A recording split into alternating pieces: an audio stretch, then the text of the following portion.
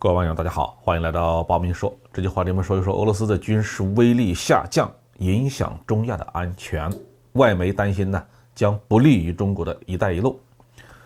俄乌战争打了7个多月，报道了俄军的一些真实情况。很多军事专家认为俄罗斯的常规军事实力下降，已经直接影响到俄罗斯传统势力范围的稳定。香港南华早报在10月10号发文说，俄罗斯军事实力的下降影响了中亚地区的安全，有可能不利于中国一带一路倡议的推进。文章说，中亚日益加剧的动荡表明，俄罗斯已经不再是中国一带一路倡议的安全资产。随着其他国家准备在这个地区施加影响力，中国可能不得不对这片前苏联地区的安全负责。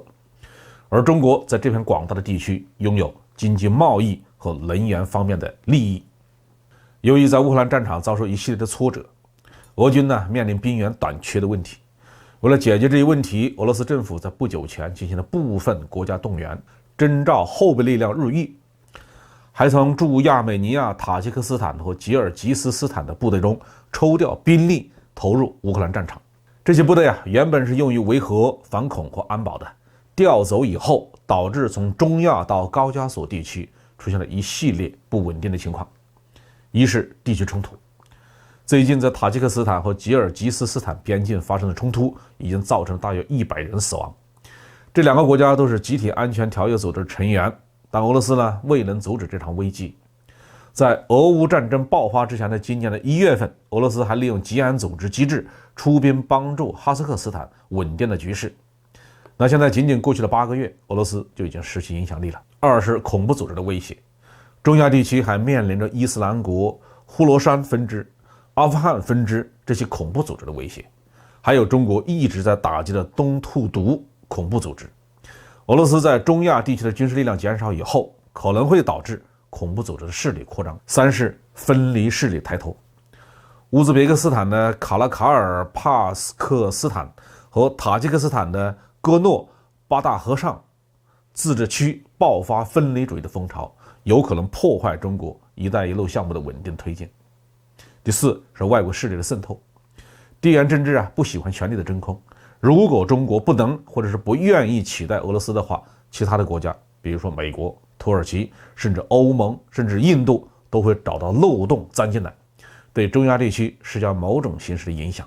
而且这种影响力在高加索地区已经出现。不久前，亚美尼亚再一次与阿塞拜疆就纳卡地区的主权发生武装冲突。这一次是在美国的调解之后，双方达成了停火协议。这表明俄罗斯已经无法对亚美尼亚和阿塞拜疆产生影响。而中国一直将高加索地区视为通往欧洲的战略门户，美国势力的进入将给这个通道带来风险。此外，还有对俄罗斯领土扩张的警惕。普京在2014年曾经表示过，哈萨克斯坦是前哈萨克强人纳扎尔巴耶夫人为创建的，在哈萨克斯坦有350万俄罗斯族人。普京声称这个前苏联的加盟共和国实际上是俄罗斯世界的一部分。因此哈萨克斯坦新总统托卡耶夫十分警惕俄罗斯吞并哈萨克斯坦的企图，已经在许多公开场合反对俄罗斯对乌克兰领土的吞并的意图。中国领导人在不久前访问哈萨克斯坦和乌兹别克斯坦期间表示，中国高度重视与哈萨克斯坦的关系，坚定支持哈萨克斯坦维护国家独立、主权和领土完整。所以这篇文章最终的结论是如果中国要想成为一个大国，要想一带一路的倡议继续从欧亚大陆上向欧洲推进，无论是单独行动还是在上合组织的帮助下采取行动，都无法回避对这一片前苏联的势力范围承担安全责任。应该说这篇文章的论据和结论是有一定道理的。中国的确需要从我们的国家利益出发，仔细的审视中亚和高加索地区的安全威胁。我们尤其需要防止的是中国常年投入巨额资金建设的一带一路项目被这些国家的政变或者内乱轻易的亲临。当然我们也不一定需要直接派兵进入这些国家执行任务。